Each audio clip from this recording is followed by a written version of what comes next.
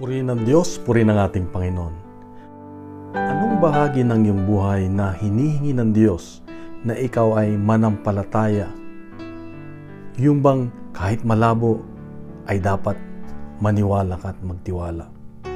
Sa Ebanghelyo ngayon makita natin si San Juan, yung alagad na mahal ni Jesus, na nung pumasok siya sa libingan na kung saan nilagay si Jesus, nakita niya yung kayong na lino at ang panyo na ginamit kay Jesus.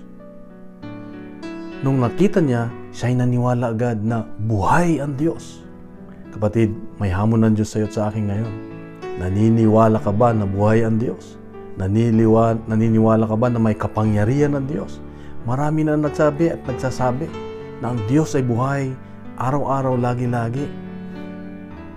Ano ba ang iyong tugon?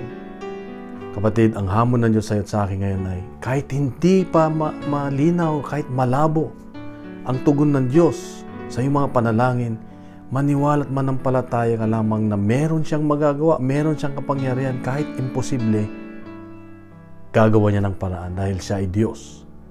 Kaya kapatid, ang hamon ng Diyos sa atin ngayon ay magtiwala at manampalataya na ang Diyos ay makapangyarihan, ang Diyos ay buhay, kasama mo at kasama ko lagi.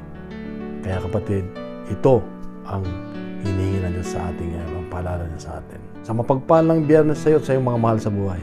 God bless and God is good.